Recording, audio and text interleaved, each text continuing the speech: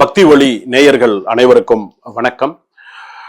அடுத்த இந்த பதிவுல நாம் பார்க்கக்கூடியது, நம்ம நிறைய முருகப்பெருமான் வழிபாடு நம்ம நிறைய பார்த்திருக்கோம். நிறைய முருகப்பெருமான் வழிபாடுகள் நம்ம நிறைய பார்க்கிறோம்.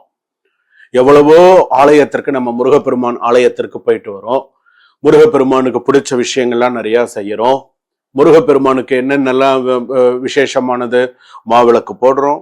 அடுத்ததாக சுவாமிக்கு என்னென்னலாம் ஷட்கோண தீபம் ஏத்துறோம், என்னென்னலாம் விஷயம் உண்டோ எல்லாமே நம்ம சுவாமிக்கு செய்யறோம். சரி, அப்படி நம்ம சுவாமிக்கு நம்ம செய்யும் பொழுது, இப்போ சில பேர் பாத்தீங்கன்னா வேல் வழிபாடு இப்பெல்லாம் நிறைய குடும்பத்துல வேல் மாறல் படிக்கிறது, வேல் வழிபாடு இதெல்லாம் இப்ப நிறைய குடும்பத்துல வேல் வைத்து எப்படி வழிபாடு பண்ணணும், தனக்கு தெரிந்ததை ஏதோ அந்த கந்தசஷ்டி பாராயணத்தை கேட்டு ஆத்மார்த்தமா பூஜைகளை பண்றாங்க.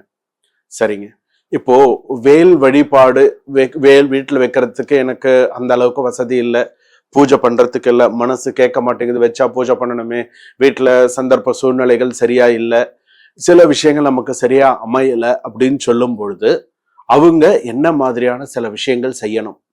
பொதுவாகவே சித்திரை மாசத்துல வரக்கூடிய கிருத்திகைய நம்ம பயன்படுத்திக்கணும்.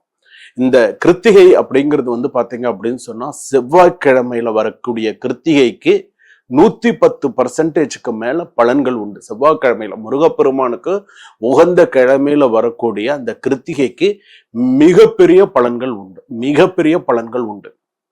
இதுக்கு நான் சொல்லக்கூடிய இந்த பரிகாரத்தை நீங்க செஞ்சு பாருங்க. இது என்ன பரிகாரம் அப்படின்னு சொன்னா, கிருத்திகை நட்சத்திரத்துல பிறந்தவங்க ஞாபகம் வச்சுக்கோங்க. கிருத்திகை நட்சத்திரத்துல பிறந்தவங்களுக்கு எல்லா நட்சத்திரமும் ஒத்து வராது. திருமணத்துக்கு நிறைய தடங்கள் நிறைய வரும் சித்திரை நட்சத்திரத்துல. அதே போல சித்திரை நட்சத்திரம், அதே போல பாத்தீங்கன்னா விசாக நட்சத்திரம், இந்த நட்சத்திரத்துல பிறந்தவங்களுக்கு எல்லாம் பாத்தீங்கன்னா இந்த முதல் சித்திரை கிருத்திகையை பயன்படுத்திக்கோங்க. சித்திரை மாசத்துல வரக்கூடிய முதல் கிருத்திகையை பயன்படுத்தி இந்த பரிகாரத்தை நீங்க பண்ணிக்கோங்க. கண்டிப்பா உங்க வாழ்க்கையில முருகப்பெருமானுடைய பூரண அருள் உங்களுக்கு இருக்கும். சரிங்க சுவாமி, நான் என்ன மாதிரியான விஷயங்கள் நான் செய்யணும்? அன்றைய தினம் பாத்தீங்கன்னா அமிர்த யோகம் சித்த யோகம் நாள் ஃபுல்லா நல்ல நாள், செவ்வாய்க்கிழமை அன்னைக்கு. அன்றைய நாள்ல குளிச்சு விரதம் இருக்கணும். ஃபர்ஸ்ட் காலையில இருந்து நைட்டு 9:45 9:50 வரைக்கும் அந்த நாள் ஃபுல்லா கிருத்திகை இருக்கு. அந்த நாள்ல நீங்க செய்ய வேண்டியது என்ன பண்ணணும் அப்படின்னு கேட்டீங்கன்னா, 9 செம்பருத்தி இலை பறிச்சுக்கணும். என்ன சாமி செம்பருத்தி இலை சொல்றீங்க? செம்பருத்தி இலை பறிச்சுக்கணும். எதற்காக செம்பருத்தி இலை? இந்த செம்பருத்தி இலை எப்படி இருக்கும் பார்த்திருக்கீங்களா? வேல் வடிவம் கொண்டு இருக்கும், பார்த்திருக்கீங்களா?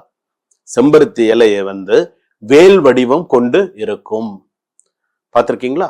அந்த செம்பருத்தி இலையில ஒரு 9 இலை எடுத்துக்கோங்க. 9 இலை, ரொம்ப வேண்டாம், 9 இலை எடுத்துக்கோங்க. உங்களுடைய பூஜை ரூம்ல வச்சுக்கோங்க. அப்படி இல்லைன்னா உங்க வீட்டு பக்கத்துல முருகன் கோவில் இருக்குன்னு சொன்னா முருகன் கோவில்ல வச்சுக்கோங்க. இந்த முருகன் கோவில்ல நம்ம முருகப்பெருமானுக்கு செவ்வாய்க்கெல்லாம் உகந்த ஒரு தானியம் என்ன அப்படின்னு கேட்டீங்கன்னா, இந்த துவரம்பருப்புன்னு சொல்றோம் இல்லையா, இந்த துவரம்பருப்புன்னு சொல்றோம் இல்லையா, அது கொஞ்சம் கொஞ்சம் வாங்கிக்கோங்க. எல்லா இலையிலையும் கொஞ்சம் கொஞ்சம் வச்சு அதுல அகல் விளக்கு வைத்து நெய் தீபம் அல்லது நல்லெண்ணெய் தீபம், இழுப்பெண்ணெய் தீபம், இந்த 3த்துல எது வேணாலும் ஏத்துங்க. தீபத்தை ஏத்தி அந்த தீபத்தை வழிபாடு பண்ணணும். அந்த தீபத்தை ஏத்தணும்.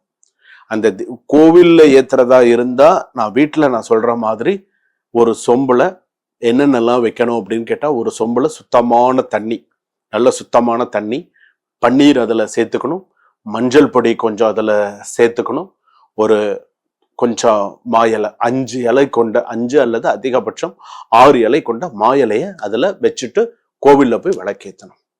கோவில்ல போய் விளக்கேற்றுறது. வீட்டுல விளக்கேற்றினாலும் இப்ப நான் சொன்ன விஷயத்த கண்டிப்பா செய்யணும்.